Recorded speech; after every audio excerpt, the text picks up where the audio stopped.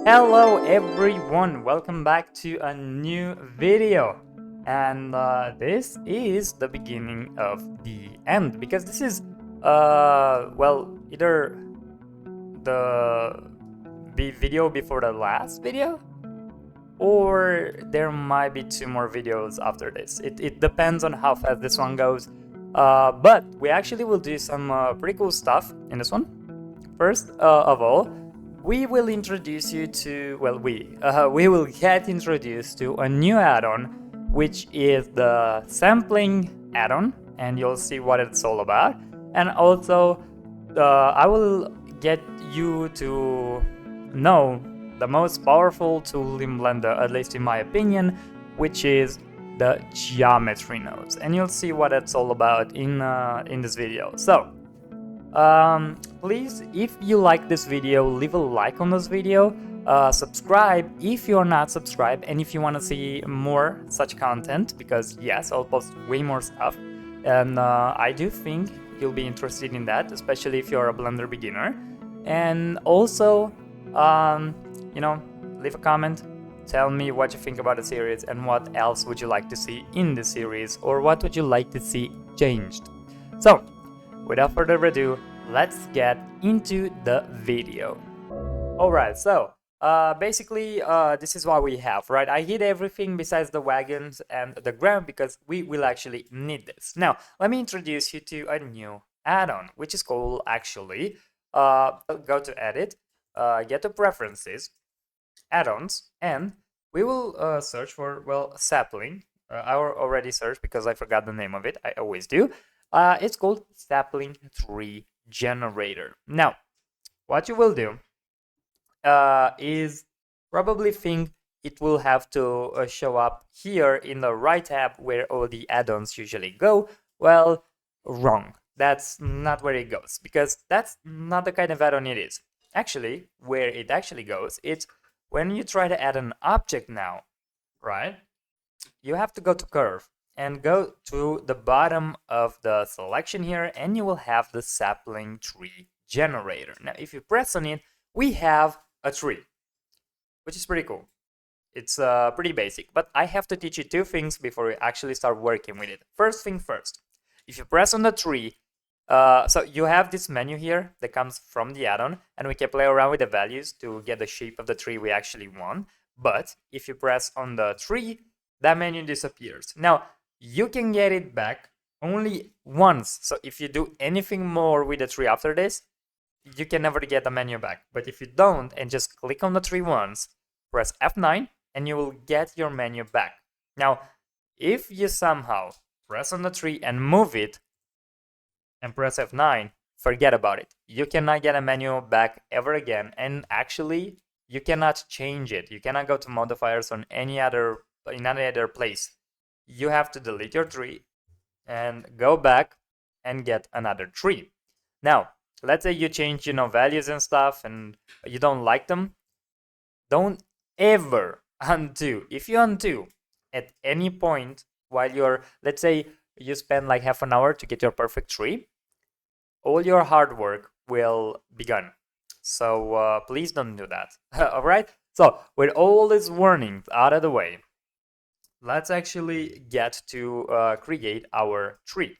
So I used this actually for the Christmas animation. I'm going to actually put it up here for you to see, to create my Christmas tree. And actually everything that kind of is to know about the tree there, which means, the needles, the branches, the tree itself, and so on and so forth, is because of this add-on, all right? Which is pretty cool. Again, it's a free add-on, comes with Blender, no need to download, no need to anything. So first, what can we modify? The first thing that it's very important to see is the scale, right? So let's say that a tree we will have kind of a forest, right? Because this is kind of the imagery I'm thinking of, is our train will go through a forest, right? Or a forest like, railway. And basically, let's say our trees will have somewhere around 2.5, maybe 3 meters. I guess it would make sense to have. But we don't want them to look like this, right? Like, these are not the types of trees we want. again, it's kind of a Christmassy scene. So what we really want are pine trees. Okay, those are the Christmas trees, so that's what we need. Now, we could probably change this in, with the values and actually get those shapes. I never really tried that because there's no real need for that. Why is that? Well, besides the scale, which I think is the most important, you have the load preset. Now, what that does for you is actually gives you a lot of preset values that will basically give you more or less a default version of what you want. So we want the pine, to select the small pine, and there you go. We actually have it. Now, it did change the scale back to what their default values are, but it's fine by me. So just go here, press 2.5 or 3 meters again. It depends on you. Actually, I make it 2.7 just because. And now the menu gives us a lot of values to work with. Now, what Blender 4.0, I don't think 3.6 had this, is that if you actually keep your mouse over, like, hover with your mouse over a certain value, it actually tells you what that affects, and it's more or less all the time pretty accurate. Sometimes it's not that well explained, but hey, that doesn't matter, right? So we will adjust branch spacing to put more branches at the top, right? So basically, the more you will increase this, it's going to put branches at the top. The smaller you make this value, it's going to get your branches towards the bottom, which is pretty cool. And let's make this 0.65, because we want a little more branches towards the bottom, right? Because that's how it kind of works. It's you have more branches towards the bottom, and the upper you go on the tree, the less the less branches you will actually see. And also you can change the branch rings number. Now what that means is if you increase this, you will actually increase the number of, as you can see, number of rings, which again helps us with what we do here. So actually let's make it an even number, because if you make it an even number, this is something I'm thinking. I never really could prove it. I'm not sure, but no, it does seem like I'm right. If you put it, let's actually check it out now. If you put it to 15, I think there will be a place where you'll have one single branch on one side of the tree. No, it actually doesn't. I think it's the same. No, yeah, you have at least two branches on each ring all the time. All right, so it doesn't really matter that much. I just thought I found something. I did not. Now, basically this is what this does. The random value just gives you random values to work with. So I usually don't really play around with that much because I don't want to. I basically do it all from the other values.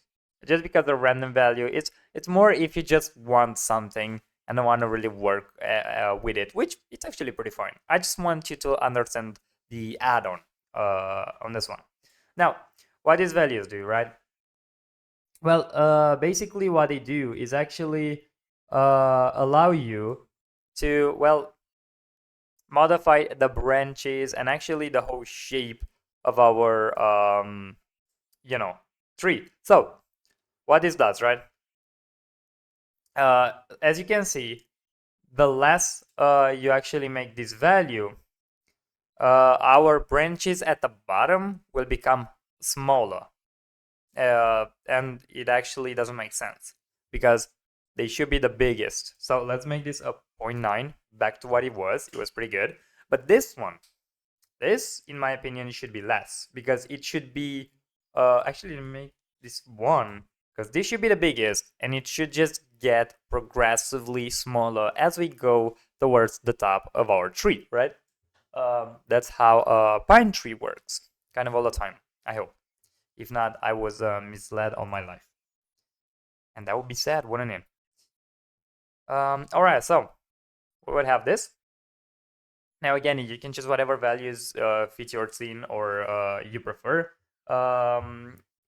I would also always recommend, as always, get yourself a reference. Why don't I do it right now? Well, to be totally honest with you, I did look at some references just before making this video, and that's kind of why. First of all, second of all, I just kind of want to move a little faster with this one, and again, just show you kind of what you can do with the add-on, not necessarily how to make the most realistic tree ever. Okay, all right. So again, my biggest advice for this is you should really well, honestly, just play around with the values yourself. That's the best way to kind of understand how to do this. Now, if you actually will modify the last value here, it actually, as you can see, modify the top, or the values towards the top, and 0.015, it as I said, it modifies the values at the top, and the less you actually give to that value, the smaller the values at the top will actually be. And this value, it's actually making kind of all of them. It's kind of a, I guess, a progressive value that will change. Now, usually I don't really change this one. I just play with the others because, again, it gives the effect I want to it. And let's say I'm happy with this, which I actually kind of am. Maybe just increase the levels a little bit. Now, actually, you know, I think 15 was, yeah, no, 15 is pretty good. Because here's another thing. Geometry is not the only thing we can change. And yes, all you see here, all these tabs, we can play around with. And yes, I'm not gonna get into the last two because, to be honest, I never used them yet anyway. I will, because I do want to make a scene with this. But yeah, you can animate these trees as well, which is pretty cool. But besides the geometry, we can go to the branch radius. Now, what this does, well, it kind of already says. Why I don't talk about the bevel resolution, it's really because I don't think it needs to be changed. The bevel resolution is, like I said, for the curves.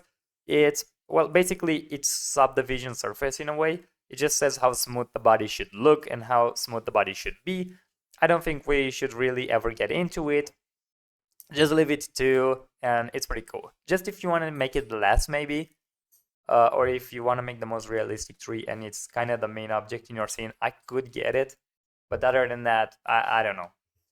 Anyway, now the ratio. The ratio here will change, well, the tree itself and how thick the tree will be. Now for our tree, a 0.02 seems kind of the obvious choice. Maybe you want to make it, I don't know, a 0.015 or something. I'm actually going to let it its default value. I think it's okay. Usually, again, this is one of the values I'm not really playing around with. I think it's doing pretty well by itself. Getting into this, it's just really if you want to make maybe something a little more abstract, or if you feel like these values are not good enough. Now, for me, again, this doesn't really matter. Now, the radius scale, again, it's kind of doing the same thing. But as you can see, it has a little more of an effect on the main branch than on the other sub branches. And yes, we'll talk about this in just a second, because that's a very interesting thing to talk about in just a minute. The radius scale, again, it's again a variation in the radius. Let's actually play around with it just a little. It's kind of doing, so basically all of this will just kind of change the radius of our branches, which, again, would you like it? I don't know. Now, if you want to taper this, so what taper means, for those that might not know, is basically this whole branch here, right? That, like this whole tree, it's treated as a curve, right? This is, let's say, point A of the curve, and this is point B. And actually, let me, you know what? I'm gonna be a teacher for once. So again, this is point A, and yeah, I'm a horrible teacher apparently. And this is point B. Damn, I'm a bad teacher. And basically, going from point A to point B, basically, what the radius of, well, the depth of your curve. Remember when we use curves and give it a depth? Basically what this does is basically taking the curve that we have right here, and the more it goes from point A to point B, it's exponentially tapering this object. And as you saw, probably most of you, because I did not realize, I lost my sapling tree generator, didn't I? And yeah, that's pretty bad. So please don't do that. Don't do what I just did. But yeah, that's basically what happens. And it goes the same. So the reason you have more things here, more taper, it's because this also works exactly for the branches as well. So if you put like, well, this one, you'll actually not really notice it. Can I? Okay, yeah, I can move this. Good. If you change this, for example, well, not this one, you can actually see that our branches now, they don't actually have, they don't go sharper towards the tip, because they will keep their ratio of the taper to 0. So basically, they don't taper at all. And if you change it as well here, you'll see exactly the same effect for our actual tree. So again, I don't really play around with this because it's usually, the default version is good. The one is what you want. Again, if you want abstract stuff, maybe I understand why you would do it. Otherwise, not really. What I do change most of the time is geometry, branch splitting. Now, branch splitting, I do change quite a bit. And the reason is you can do a lot with it. I'm not going to explain all this. Again, I should first not lose that anymore. And secondly, you should play around with these values. But I'm going to show you kind of what I usually do for this, because there are a lot, right? So first, the levels, what that means. So if you put this to level 1, you actually have only the tree, because this is also treated as a branch. This is the level 1 branch. You have one curve, and that's kind of it. It will generate this branch for you, and that's about it. Now, if you put 2, basically what this does is, on all those rings that we modified back in the geometry phase, where we put 15 rings, it will basically generate other curves that will make other branches. Now, if you put it to level 3, we actually got the second branches, the second level of branches, generate their own curves that make their own depth, that, got their own branches and so on. Now, we have base splitting as well, which kind of does what it says. So the base is, of course, the main tree. So level 1, as you saw it earlier, and if you do this, it's just going to split it. Again, this is actually a pretty cool effect. I don't really use it because, again, it's for, I guess, more abstract stuff. It does work, but you have to work around it way more. I don't really use it because it takes a lot of time, but it's definitely a cool choice. Now, trunk height is something I do change quite a bit, because trunk height, it's basically the height that you will have at the base of our tree. So if we increase this, which we will, as you can see, it does increase our branch size, our trunk size. And now we have the same number of branches, the same number of rings, but all of them in a tighter space, because now the trunk has to be empty, because that whole thing down there has to be the trunk. So 0.15 is usually what I use. So let's go with that. Again, secondary base size, I don't really change this, because really the default version is pretty good. Split height, again, it's just if you want. Usually I don't change it. I think it was a 0.2. I hope. I did not actually look at it. Now, branches. You can change the number of branches, and you can make more of them if you want to. I usually kind of leave it to 40, maybe a 50 if you want more. But again, that depends on what you want. Now, again, the number of branches growing at each level. So at this level, it's 7, and you can increase it as well to be like 9 branches, 8 branches. I usually leave it between 7 and 8. It depends. I'm not really playing around with these values that much. Now, one value I do kind of play around with from time to time, it's actually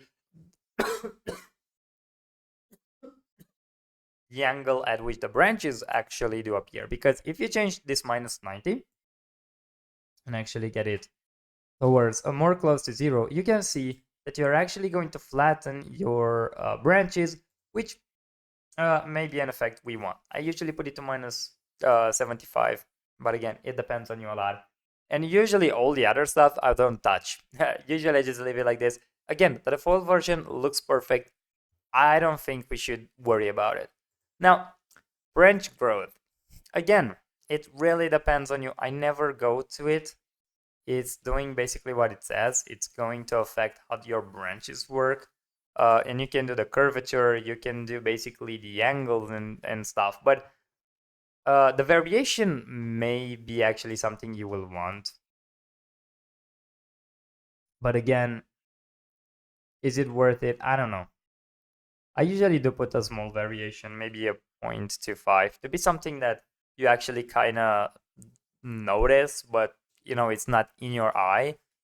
Taper crown, again, it depends a lot on you. It's basically how taper the crown will be. I usually put it like a 0.5. I don't think it makes that much of a difference, but I just like it. And that's basically kind of what I do to it. And then we go. I ignore pruning, really. Again, I leave it always to default. And then I go to leaves, where it's actually something we do want to see. So here you can choose the shape of the leaves, and also the number of the leaves, also their angle, their scales and stuff. But let me just show you. If you put this to 50, this will actually be well, pretty crazy, really. But let's actually just show the leaves, right? And this is how this looks right now. This is actually looking pretty awesome. You can increase this if you want. I usually kind of do 350. But it also depends on how many branches I have, how many rings. So that's, again, what you do in the geometry will actually influence this a lot, because the number of leaves will actually influence how slow your your work will get. And of course, you can affect the leaves scale and the angles and stuff. I don't really do it. You can also well, play a lot with the values. This is how the leaf distribution will actually be. Cylindrical usually works best, especially for pine trees. But you can change and see how it goes. I never tried too many things. I think I tried spherical and it works okay, and conical, but I got a lot of messed up things with it, and I kind of gave up on it. Now aircon, um, well, well, yeah.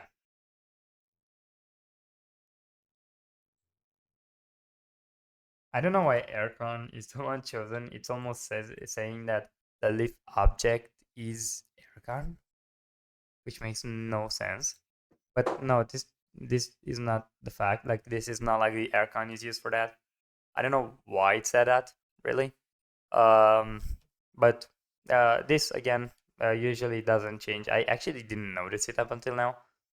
But let me actually just get a little bit out and maybe play with the geometry just a little bit more, because as you see, by the way, this will move way slower now. And the reason for it, it's because of the leaves. When I'm still working on the tree, I usually put the leaves to a like lower number, maybe actually 50, to kind of see the leaves, but not not get lost in it. And go back to geometry. Let's actually increase the branches, like okay, not that big of a number.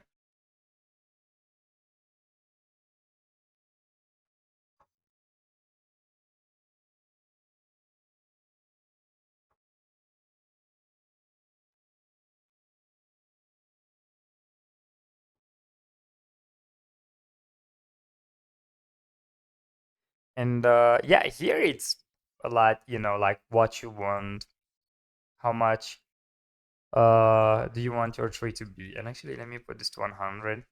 I want my trees to like be super big.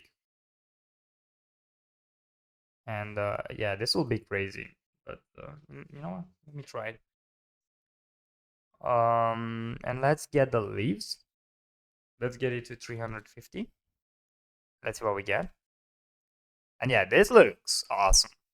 This actually looks pretty good. Let me see how it looks with 300. I just want the scene to move pretty well, and maybe with 300 it's fine.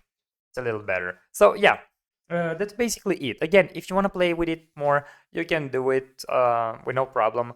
But that's basically how the sapling tree generator works.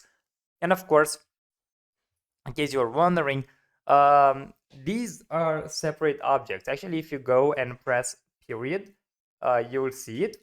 It's going to be treated as a curve. The tree is separate. The leaves are separate. And yes, you can give them materials just like you would to any object. And that's kind of it for the sapling trees. Now, we'll go into geometry nodes, which is even cooler if you ask me. All right, so we actually get to geometry nodes now, which, as I did mention a lot of times before, I do think it's the most powerful tool Blender has. And if you are familiar with procedural working, which we kind of did before in procedural textures, this is basically the same thing.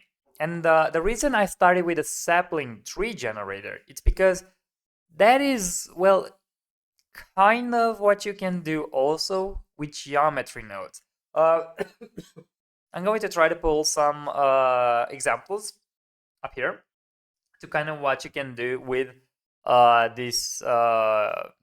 Well, it's not even an add-on, with this part of Blender, really, with this tool that you got at your disposal.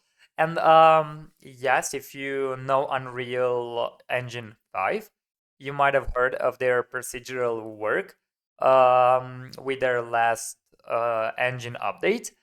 That's basically what you can also do with Blender. Now, yes, Unreal 5 it's a little more advanced, but it's basically there. It's kind of the same idea. And because we did procedural textures, we actually have kind of a start. Now, you do see here a little bit of some nodes. I was testing some things out, but we're actually going to start it all from the get-go. So here's what we have to do.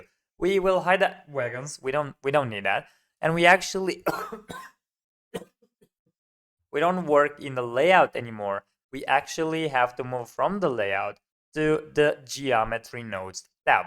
Now, what this here basically looks like, it's, well, if you remember, a lot like the shading tab. It's basically kind of the same look, isn't it?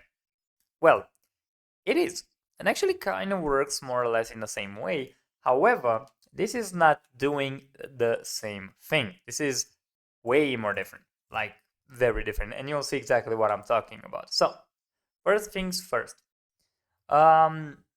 we need to basically activate. Right now we cannot do, well, we can do stuff here, but we have nothing where the nodes should be. So to activate this, what you gotta do is press on the plane, which is our ground, right? And press on new.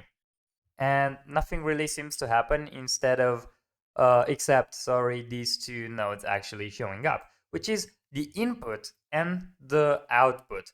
So basically what this does is gets the information from the plane, which is the input, and shows it at the output. Now, if I delete this, again, Control T, and actually, again, I keep forgetting that I need to activate screencast at each different different tab.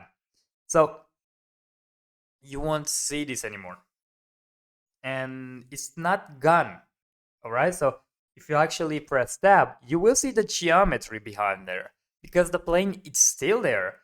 But if you look on the right side at the modifiers, you actually have a modifier called geometry nodes. That's exactly what you do here. Basically, what you do is you create a set of rules that will affect your plane, and you can basically create whatever you want with it. So you can create buildings, cities, all the cool stuff possible, and then you can just modify them out of values. And what does that actually look like? Well, the sapling tree, that's exactly what we did, didn't we? The difference is, and it's actually a better thing than the sapling tree generator, this is gonna be a modifier. So basically we will have it as a modifier, and we can turn it off and on whenever you want. So it's much more useful if you ask me. Now, what can we do with it? All right, so let's actually take some examples. We can actually get this group input, and again, it's going to be a lot of nodes. I'm not going to show every single one of them. I am actually going to tell you right now, I'm not an expert in geometry nodes. I'm still learning them myself because it's a very complicated matter. And with the introduction of Blender's 3.6 simulation nodes, they became even more complicated. Because yes, with geometry nodes, now you can also make simulations, which is extremely cool and extremely powerful, but also extremely complicated. Now, if you want two experts that I know of at least, and I think they're awesome, and you want to learn from them, they are none other than Erindale, whom I do think is more or less kind of the master of geometry nodes, if I can say so, and Bad Normals, another super talented guy that does a lot of crazy good tutorials and stuff. So I do recommend you following them if you want to go into the geometry nodes, more advanced stuff. But again, for now, this is an introduction to geometry nodes, and we will just kind of see what this does. I will show some more complex stuff in geometry nodes in later videos that don't have to do with the series necessarily, but yeah, for now, we're just sticking to like super easy stuff, which is, as you can see that I named this folder right here, a scatter tree geometry node. What that will mean is we will scatter these trees wherever we need them, because we don't just want to copy them and put them wherever we want. We can do that by having just some values doing it for us, and you'll see how cool that actually gets. So first things first, let's actually call this tree scatter. Good. Now we have a name for our geometry node here, and that's pretty cool. Now, what can we do is we take this input here, right? And let's write distribute points on faces. Now, if you press on this, nothing happens yet. And the reason for it, it's because it's not connected to the output yet. So if you press Control Shift and left click, which is exactly the same thing we do for our shaders, you can have the viewer. Now, the viewer and the output are two different stuff. So usually you will want this always to be on the output, but just to view your things, you can also have the viewer itself. And yeah, that's pretty useful. Now, we see a lot of points now. And to understand what these points are, well, let's actually press tab and see this. And what these are, as it says, points on the faces of our geometry. And as you can see on the sides, where we basically don't really have that much geometry, so we have only one face here, we barely have any points really. Like we don't have that many. But here in the center, where it's a lot more geometry to work with, the points are kind of going crazy. So you can always increase the density, and that will of course increase the number of points we get here, right? Now you can also say, but how will I see my plane, because we need the ground, don't we? Well, it's pretty easy. You need to actually make the points and the ground show up at the same time. To do that, we will get a join geometry node, right? And you put it right here at the end before the output, and just get the input and put it right here. And now we have both the plane that we started from, which is our ground, and also these points that are distributed all over the place, which is pretty cool.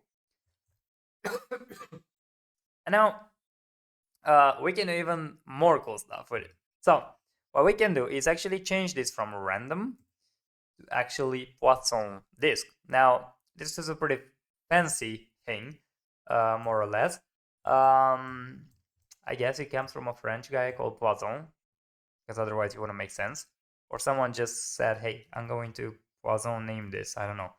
But what you can do is actually get way more control over what you're doing here, because besides the density, which we still have, you have the factor, which you can play around with, but usually you can leave it to 1 and just play around from the density max. It's basically the same thing as the density, right? Let's put this to 65, for example. You can also have now a distance minimum. What this means is it's basically telling you that at the center of each one of these points, you basically will tell it a radius, and the points cannot be close to each other while in that radius. So actually, to just understand better, let's increase this a little bit. And as you can see, the points are actually way less, because now between each of these points, there's a radius of 0.28 meters. So nothing like that can get close, right? You can increase the density, yes, but as you can see, the distance stays the same. So let's set this back. And also you have the seed value, which is, randomizing, giving you values and so on and so forth. And you can just play around with it to just get your favorite, result. So what can we really do with this point? Well, not a lot really, but we can use them for our next step, which is putting whatever objects we want instead of those points. How we do that?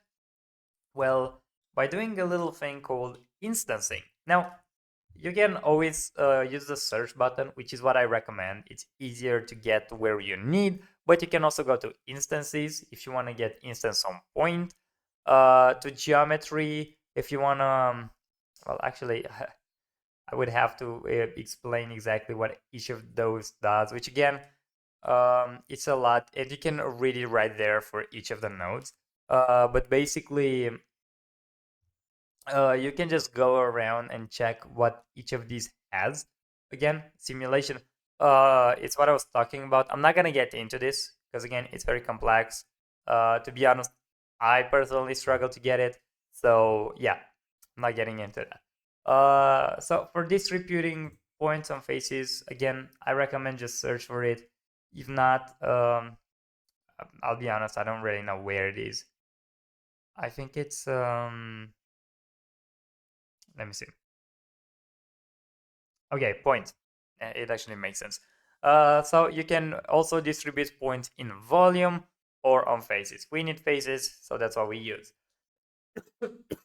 But again, to get anybody we want, instead of those points, we will have instance on point.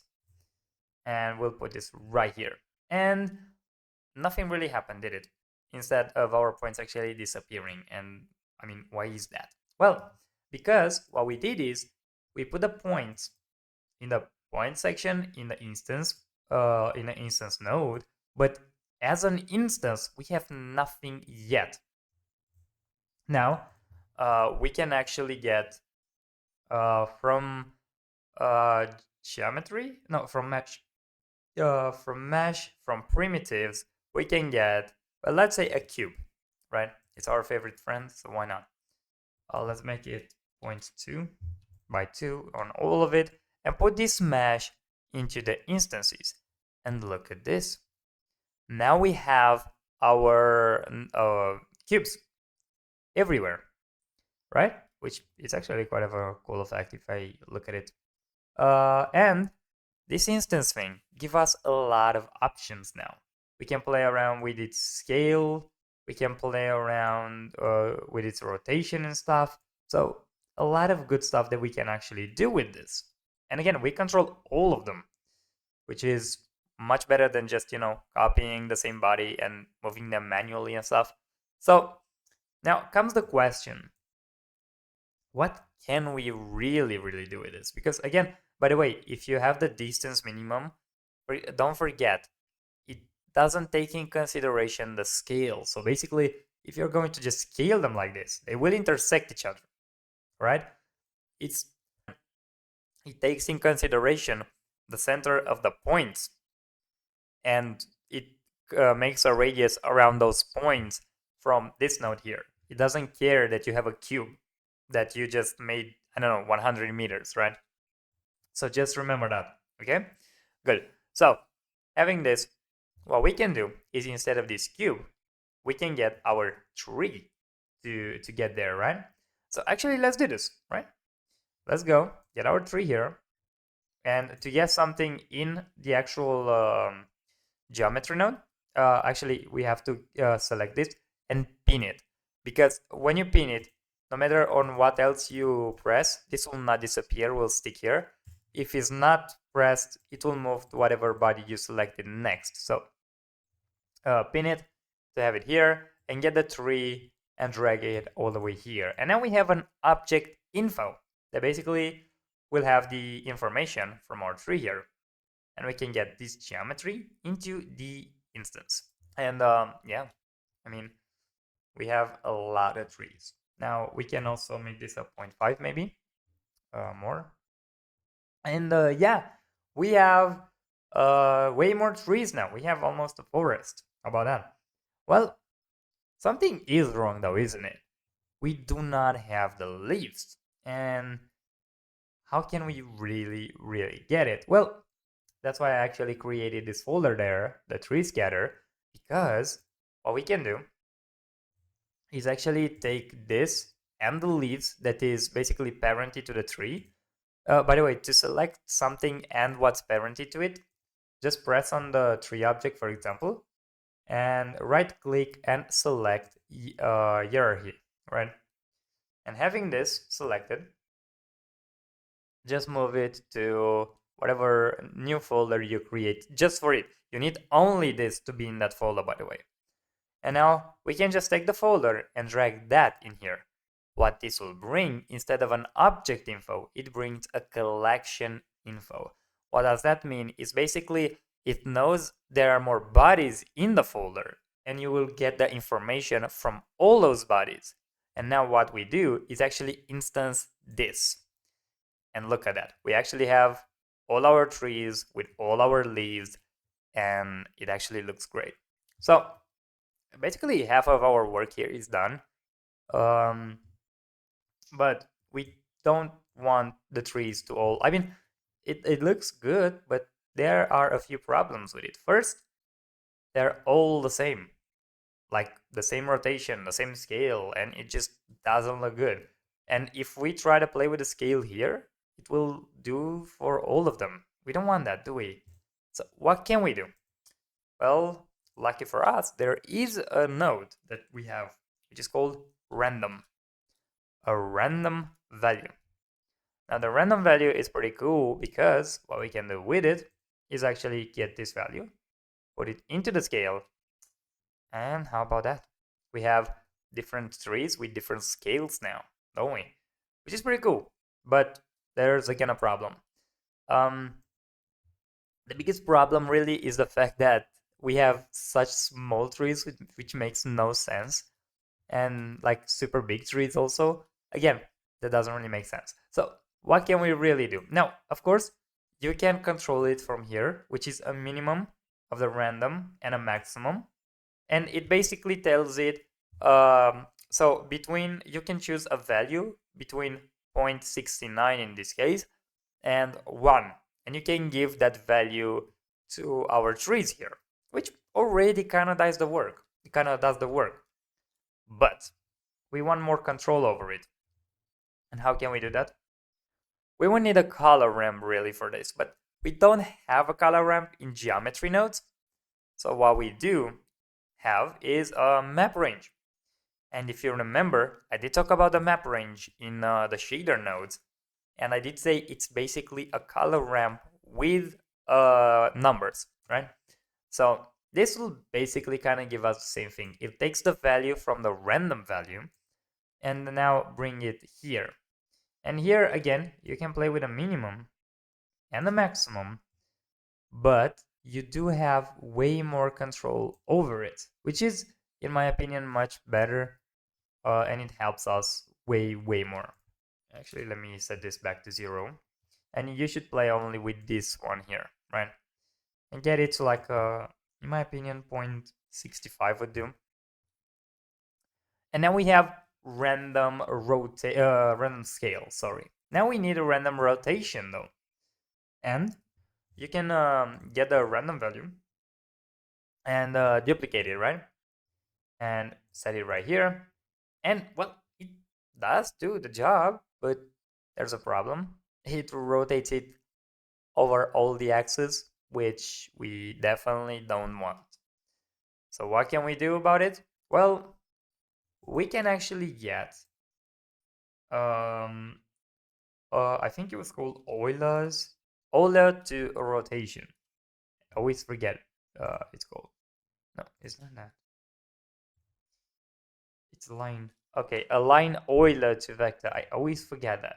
All right, so align Euler to vector basically will actually help us out a lot with this, because basically we can take the rotation of the point distribution, set it all the way in here, and actually get this rotation into this rotation. And again, it's bad. But the reason it's bad, it's because it's actually doing it on the wrong axis. We don't want it on the x-axis or the y-axis, because as we can see, it does it super wrong. What we do want it on is the z-axis, because that means it will just rotate around the z-axis. And also we can take the random value and plug it into the vector here. But again, it does the same effect. How can we not do that? Well, by pressing Shift A, we can actually have another node, which is called combine X, Y, and Z. And what that node does is basically separating X, Y, and Z. And now you can only choose one value. So basically what I can do now is either connect this to all three of these nodes, which will create the same effect I just had before, or instead of that, I can select only one of them, which is, in my opinion, Z, and the random value is now gonna be set on Z. And of course, now I can, just change this however I want. And the maximum value, actually, I will just write tau, and it will actually write 6.283, which basically is 360 degrees. So basically what this means is these are rotated differently on 360 degrees angle. Actually, we can set this to 0, and it's going to have rotation, a random rotation between 0 and 360, which is cool. It's exactly what we want, exactly what we need. So basically, I mean, that's kind of it, isn't it? Well, yes and no, because there's one more problem we have, which is this gets in the way of our train now, doesn't it? So let's get the wagons in here. And as you can see, there's the wagon, and there's the huge tree that gets into our wagon, which I don't think we want. So let's actually hide this now here, because what we need to put in is something that actually gets a little more complex. So yeah, we do need to use a weight painting map. Now let me actually hide the snow for a second, and wagons were a nice example, but we can take it out. Actually, no, you know what? It's a good thing to be there so that I can see it. So what happens is While in geometry nodes, like with the plane selected and all, we are in object mode here, but we can actually go to weight paint mode. And we have a blue plane now, which is pretty strange. But if we actually do go with our brush over it, you can see we can paint over it, which we can basically paint a heat map of some sort. And basically what it does is, well, what the name intends, it kind of tells you the heat. And I guess a lot of you saw a lot of meteorological announcements, and I guess you know what this is, right? Where it's red, it's very hot. Wherever it goes towards the blue and dark blue, it means it's towards 0. So basically this is what this is, right? Bright red means 1 or very hot, and what's blue means 0. And actually, to prove you this, you can look at the weight here, and right now it's set to 1, right? If I set it to 0, it's gonna be dark blue. Now also, if I set it to point, I don't know, 5 almost. Actually, let me set it to 0.5. And I do this. It's going to be green now, because, well, that's how a heat map works. So what can you really do with a weight map? Sorry, because yes, it is a heat map, but it's called a weight map. So yeah, you basically can tell certain bodies where they can and can't be. Or in other applications of it, you can find it a lot in animations. So you can tell a certain part of the body or a part of the bone, how much should it have control over a certain area of the body. Now, I'm not gonna do any of the animation thing, at least not yet, not in this tutorial, but it can be used for that. And those that want to do animation, you will see this a lot, and you should really understand it. So we will basically use it to tell our trees where they should be. Now, there's a downside to how we model our plane here, right? Let me delete all this, because we don't want this. And I'll tell you exactly why. Well, if you go on tab, you can see that we have a lot of vertices here, because remember, we have the ground which has a displacement and all that. And we wanted really simple geometry on the sides, which is good. However, when you do a weight map and you try to do it on the side here, well, you can't. The reason you can't, it's because of the vertices. Because we don't really have vertices, the weight map cannot actually go. You can, well, let me actually set it one. You can actually paint here, but you cannot paint on the side. However, we do have vertices on the extremities. So if we actually go on the extremities, we can actually paint a weight map.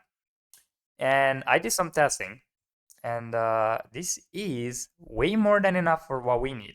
So this is why I have the wagons there, because it allows me to see how much do I really need out of this. Right, so let me actually get this out. And basically, our trees can go all the way up to the front here, but towards the train, they actually get way more rare. And now get the weight map back to 1, get the radius a little bigger, and let's paint over this side as well. All right. Make sure it's very red there. Now, we have this, but nothing changed. Let's go back to object mode. So how do we use the weight map? Because this clearly didn't do anything. Well, you go to data here, right? Which now formed a group. Well, this group is actually the weight map we created, and we can call this very originally also tree map. Oh, by the way, make sure you spell it exactly the way you spell it, because this will be important in the next step, which is, well, now we have the vertex group, which is cool, but we need to use this in our nodes to basically explain Blender, this is where I need you to put me the trees. But how do we do that? Well, remember where our trees really are, all right? Our trees are not just randomly put on a plane. our trees are put on the plane exactly where our points from the distributed points are, right? So basically, if we tell the points where to be, that's where our trees will be, right? And that's perfect. And we can do that from our density factor here. So if we take this density factor node, we can actually put another node to it. And here it's getting a little more confused, and here's where experience really is the only thing that can help you. You need to basically give it an attribute. And you would say, okay, that's cool. I'll just write either the name of the tree map that we did, which is not going to work, by the way, or attribute, which that's the thing. It's actually finding something, which makes it a little confusing. But what we do need actually is a named attribute. So exactly the one we have right here. Again, I did test it out before this, so that's why it was the first for me. If you don't remember, you can either go to attribute, and you'll have a lot more of them. All right, but you just have to get, I guess it's the store name. No, not the store name attribute, sorry. It has to be then another one. Wait a second. All right, so at geometry, read, and you have a name attribute. All right, and you have this right here. Now, with this, you put the attribute in the density factor, and it's all gone, which it would seem like a bad thing. But there's actually a good thing about it, because the reason it's empty now, it's because there's no attribute in here. Yes, we did put something, but it doesn't know what to do with it. And here we have to actually, so you see we have a lot more stuff. We have UV maps, we have Sharpay faces and stuff. But what we need is actually our vertex group that we've just created, which is our weight map, weight painting map. And it's right here, it's tree map. And we just select this, and look at this. Our trees are set just where our weight map works. Now, you have to understand that there is a little bit of a, let's call it an error to it. Not error, but you know, it's not working perfectly. Like you see that here, it kind of shouldn't be anything, but actually there is a little bit of a radius, so a point could be there. Now, again, because we don't have too many vertices, we can't actually paint here to delete that. So what can we do? Well, a very simple thing. We play with a seed. And as you can see, this, for example, is perfect. This looks great, but there's a problem. Again, of course, we don't really have a lot of trees, which doesn't really look too good, does it? This is not a forest by any means. So what can we do is, first of all, at the distance minimum that we set to 2.1 meters, let's set this to 1 meter. And I mean, look at that. That looks much more like a forest. And we can also put the density max to 100. And because it has a weight map, it doesn't really matter. Now, of course, yes, there will be trees that actually do kind of collide a little bit. But again, you can play with a seed and see whatever works the best for you. Also, what else we could do is increase this to maybe a 1.1 or I don't know, whatever really works for you, to be totally honest. And yeah, afterwards, just play with the density, play with the seed value, and see what works, see what's really good for you. So yeah, that's kind of it for what we have to do with this. Now, of course, well, there's a lot more to geometry instancing. Actually, 1.05. No, 1.03 was doing good. Let's see if 1 meter actually does it. Yeah, there are some trees colliding, but we won't notice that. And I do think it looks really, really good. So let me actually put all the terrain in here.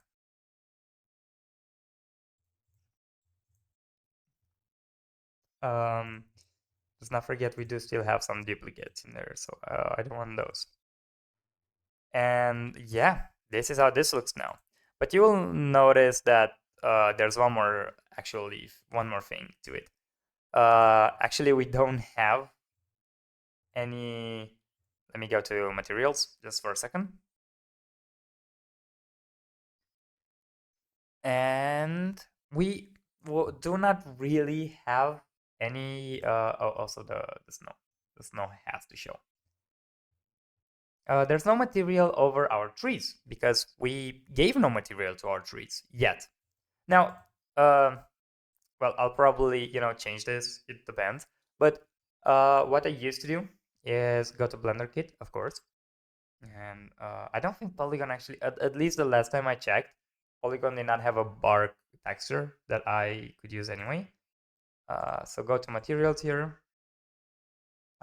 Say bark, and let's see. And it's a lot of choices, of course. And I like the pine bark. Oh, it's a pine bark, so of course I like it. Just select it, and we cannot really see. Actually, we can see it right here.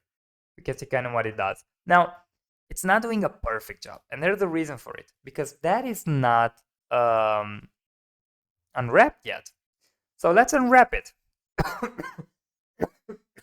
Of course, probably you'll say I'm crazy, because I mean, yes, it looks like you have to be crazy to try to unwrap something like this, because first of all, you can't. The reason is, well, these are curves. You cannot unwrap curves, which is why you need to save this before. And I do really recommend to duplicate this. So actually, let me create a whole separate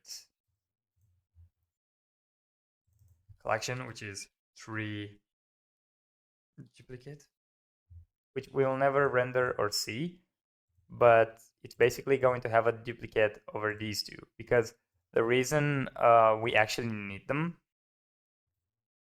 it's because if this doesn't go the way we want, we will always have something to go back to, and we don't lose all our work. So again, I really like that that bark, so let's actually have that, right? So get on the tree, select it, and then convert this to a mesh. And now if we go to it, let's actually hide the leaves to see it better. This is actually a mesh now, and we can unwrap it, but of course I'm not crazy enough to manually unwrap this. So because it's a background thing, just AU Smart UV project, and there you kind of have it. Now again, this will not look perfect. Okay, we could come in here. Let's go to material again. It's very funny to see a tree right in the middle of our main cylinder. And we could, I think the displacement will do more harm here. To be honest, so no displacement for you. I'm sorry, but no. And scaling this down, in my opinion, is better, because I think this is done way too big. And yeah, look, this looks much better now. So let's set this to maybe 4.5, if even more actually. 5? Yeah, I can have 5 rather. So set this to a number that's actually convenient to you. Like for me, it's apparently a 5, maybe a 3.5. No, about 10. Oh, 10 actually looks good. No, 10. 10 it is then. So yeah, play with the scale, make sure it actually looks good. Now, that's for the tree, and it looks much better now.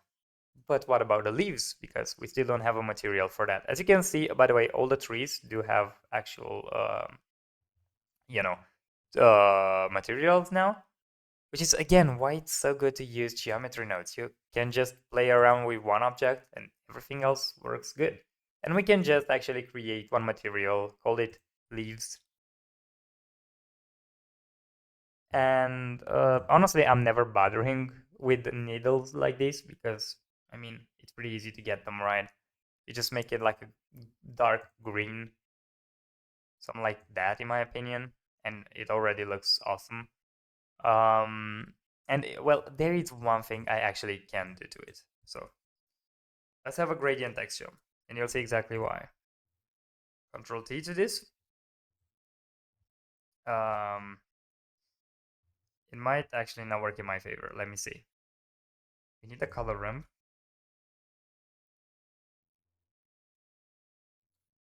And let's put this here. And yeah, it doesn't really work perfectly in my in the way I want, but actually I can make a little bit of use to this, can't I? Because what I can do is take this right here. It looks like this, right? So I can actually, I don't know, maybe get this a little upwards, kind of like here. And what I can do is actually make, well, I wanted to make whatever's green, whatever's black, green, whatever's up there, whitish. But there's one more thing I can do. And of course, you know it already. It's put a mixed color in here.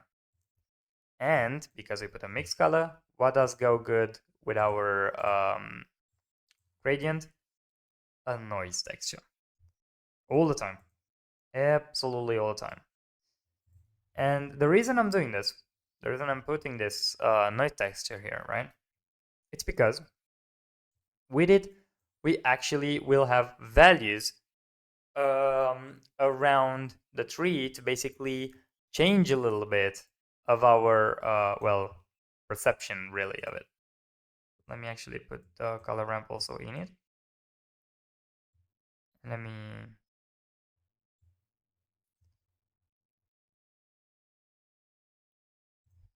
maybe we actually have to get this like crazy up there. Detail, crank it to maybe 10 actually, and roughness to like 0.85.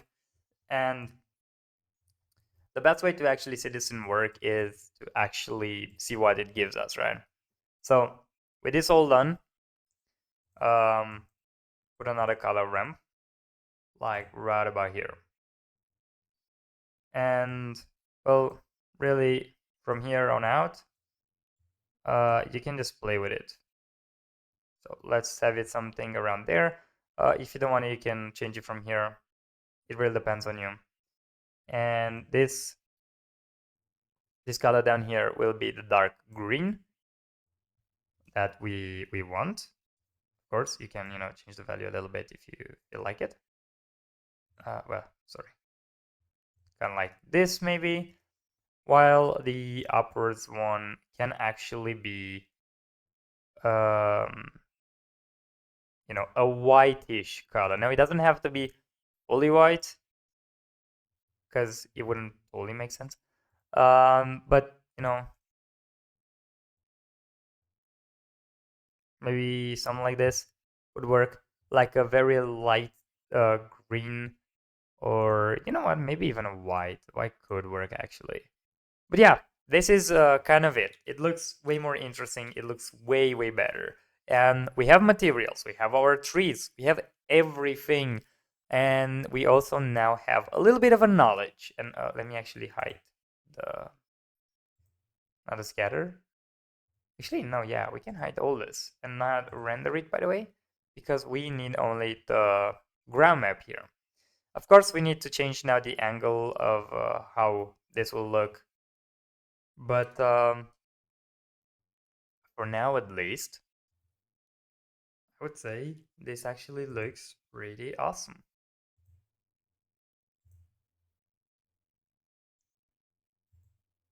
Let me rotate this just a second there. And something like this. And yeah, it looks pretty good. It looks pretty awesome.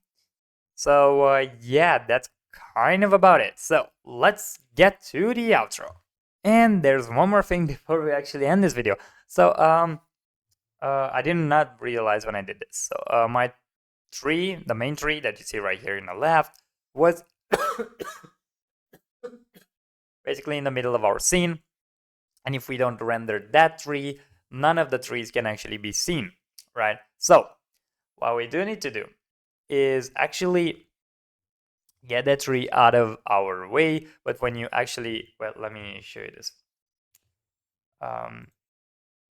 When we move this, we move all the other trees. The reason for it is because the collection info, it gives a certain position that's based on the original's position, so that's why this happens. But there's a way to fix this very easily, by the way.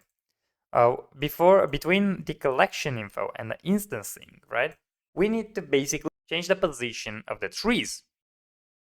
The way we do this is with a transform node.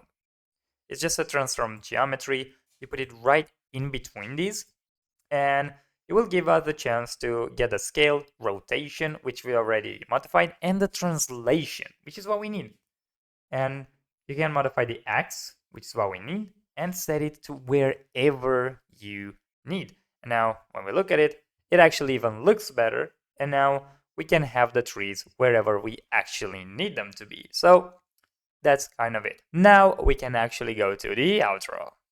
Alright, guys, this is the end of the video, and this is the render of our scene. Of course, it's not fully done yet. We still have a little bit more to go, because now comes the part where we will do a little more.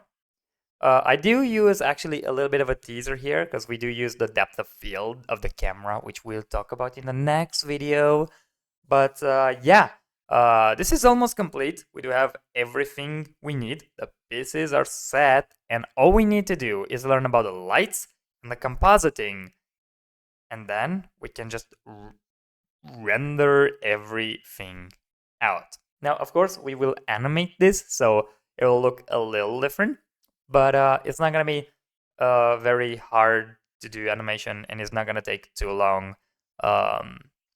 So we're gonna, go very fast over it. When we get there, I'll explain you a little bit of how to do it, but basically we are there, and I think this looks awesome, honestly.